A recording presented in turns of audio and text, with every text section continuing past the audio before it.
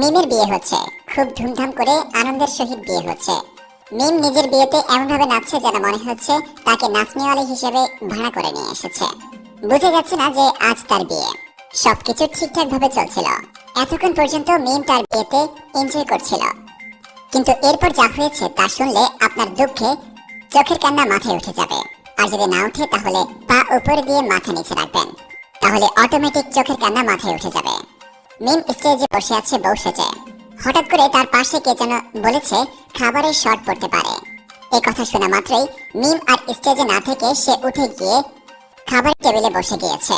আজ তার বিয়ে, এই কথা তাকে বারবার বলা হলেও সে সেই কথাকে কোনো পাত্তাই দিচ্ছে না, বরং সে খাবারের জন্য হাউমাউ করে কান্নাকাটি শুরু করছে। এক পর্যায়ে মন খারাপ করে বসেছিল, তখন তার জন্য খাবার আনা হয় এবং তখন সে বিয়ের আসর ছেড়ে খাবার খেতে বসে যায়। এক সিক্রেট সোর্স অনুযায়ী জানা যায়, মিম এখন পর্যন্ত যতগুলো বিয়েতে গিয়েছিল সবগুলো বিয়েতে মিম সাথে করে দু একটা পলিথিন নিয়ে যেত, কারণ সে কখনো খাবারকে কনসিডার করত না। সে বিয়েতে খাবার খেত এবং সাথে করে নিয়ে আসতো, কিন্তু নিজের বিয়েতে সে খাবার খেতে পেরেছে কিন্তু সাথে পলিথিনে ভরতে পারেনি দেখে সে মন খারাপ করে দাঁড়িয়ে থাকে। তার এইসব কার্যকলাপ দেখে তার সদ্য বিবাহিত বর আবির মনে মনে বলে, এ কেমন রাক্ষস বিয়ে করলাম।